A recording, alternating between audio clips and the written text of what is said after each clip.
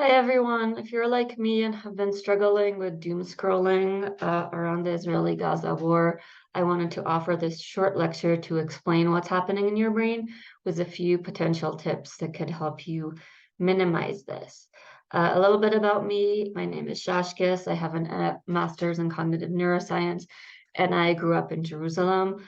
So obviously this is very difficult for me. I have friends on both the Israeli and Palestinian side, and seeing both governments, Hamas as well as the Israeli government, being absolutely horrendous to their own citizens and leading them to war has been very, very sad.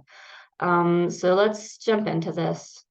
I want you to understand that your brain is the most complex organism in the universe that we know of, with 86 billion neurons doing various different computations, and we'll talk a little bit about what they're doing. Um, Within this vast complexity, there's a framework that's called predictive coding theory that looks at your brain as a prediction machine. You don't have access, actually direct access to the outside world. You only have access to what's coming in from your senses through electrochemical signals. And with those electrical chemical signals, your brain is trying to guess what are the causes for these signals, what is going out in the world. The way your brain does that is by combining the past knowledge that you have, especially knowledge that you gained when your brain was very plastic as a young child, along with the current information that's coming from your senses right now. And it does a type of Bayesian calculation, again, to try to guess what's going out there in the world. Now, an example I like to give is that your brain is building sandcastles, and these sandcastles are your reality. We're creating our own reality. The sand is like the sensory information. There's so much of it, but it's also very noisy. And the buckets are your prior knowledge base, what you learned, and your brain is constantly trying to fit between the two. Now, the important thing to understand around this calculation is the prediction error. When your brain can't actually predict something correctly, it creates a prediction error signal that then propagates to higher and higher areas of your brain. Now, this prediction error is something that your brain is constantly trying to minimize. And when we, woke up wherever each of us were on the 7th of October and actually heard the news of what was going on in Israel, heard about children being murdered, grandmothers being kidnapped, it was just horrendous, right? This was something that even me growing up in Israel could not have imagined something so bad. We sort of, at least my concept of Israel was a modern world. ISIS was somewhere far away. Yes, we had enemies. Yes, there was war, internal conflict, a lot of oppression towards Palestinians too, right? Israel is very far from being a perfect country, but this type of horrendous act was a giant shock and a giant prediction error to our system. Now, when we started actually consuming the news, what happened was we started getting information, and that information actually activated our dopamine neurons. Now, dopamine neurons within the predictive coding framework, they're not necessarily reward neurons. They are precision signal. They create a precision signal that tells our brain this is important. As we saw, there's so much information out there. How does your brain actually know what to focus on, right? So dopamine neurons are what do that. And when you get a signal that is starting to minimize your prediction error, right? The first types of news that we were getting, the first information of what's going on in Israel, that created massive, massive dopamine surge in our brain. And when that happens, this can happen either with addictive substances or also with this type of minimization of prediction error that happens from a very large prediction error. The dopamine neurons actually cause in a different part of the brain called the nucleus accumbens. They cause a transcription factor called delta phos B to be hyperactivated. This transcription factor actually opens the DNA in your cells and starts creating different molecules that affect your behavior.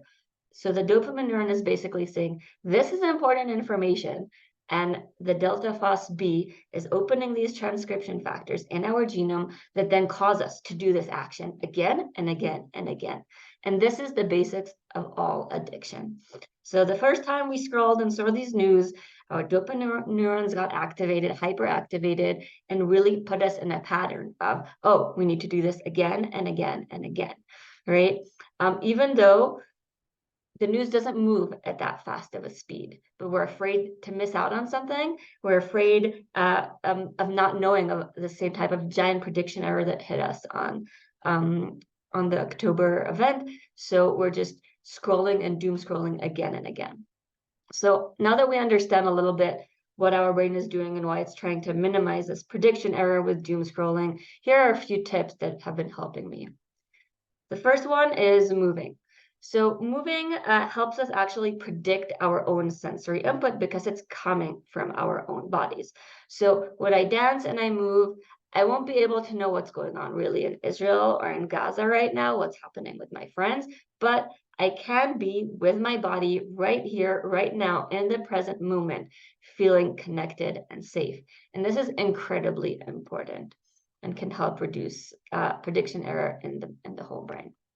Another thing I recommend is actually writing and creating. Don't just passively consume data, which sometimes can minimize prediction error, but at this point already, we're just really regurgitating. We're reading the same things over and over again, similar horrendous pictures over and over again.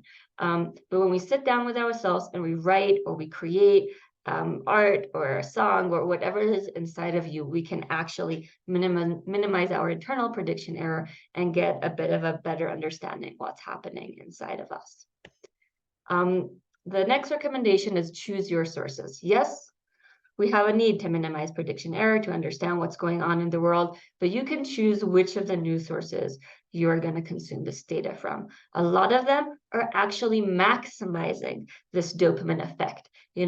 Big images, blinking colors, trying to get you to really stay on them for longer by activating the dopamine system with things that seem like they're important, but actually not really.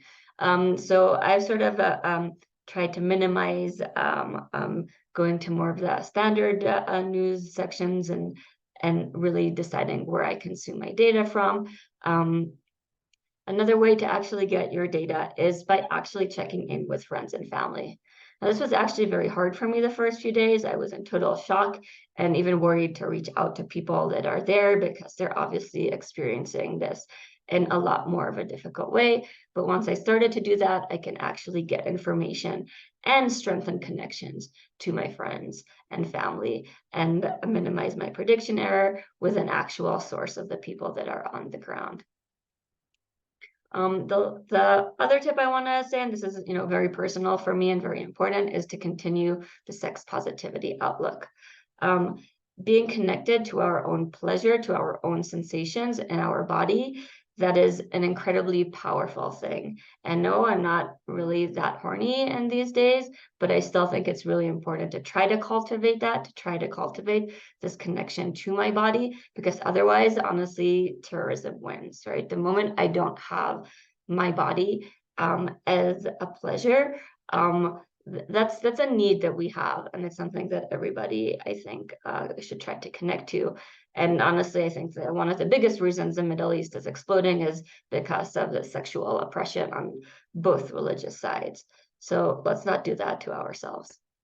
And finally, I'd like to recommend looking at doom scrolling in the wider context of your own mental health. And this can be very private and very different for everybody. But remember, we have these buckets that are our prior knowledge, and how we're interacting with the knowledge that's coming now really depends on that prior knowledge. So understanding, for instance, the context where I grew up with buses blowing up around me in Israel, of course, this is going to bring these types of memories back up in me. Understanding that for me, when I actually doom scroll, it lowers the emotionality. I put myself in a simulation. Oh, what if I was there? What if somebody would be trying to kill me or kidnap me? What would I do? And that actually helps me not feel scared or not feel sad, because I'm putting myself in these micro survival simulations, which personally also feed in to my own issues of suicidal ideation, because honestly, in most of these situations, I would probably just try to kill myself. So understanding this about myself and how it feeds into the wider context of my mental health can help me at least understand what's going on, and try to actually find time to feel the feelings, to feel sad, to feel afraid, um, as well as just look at my suicidal ideation as a pattern that's there. It's part of me, and not try to necessarily fight or block it. So this is everything I have to say about doom scrolling for now. You're welcome to reach out with any questions. Thanks.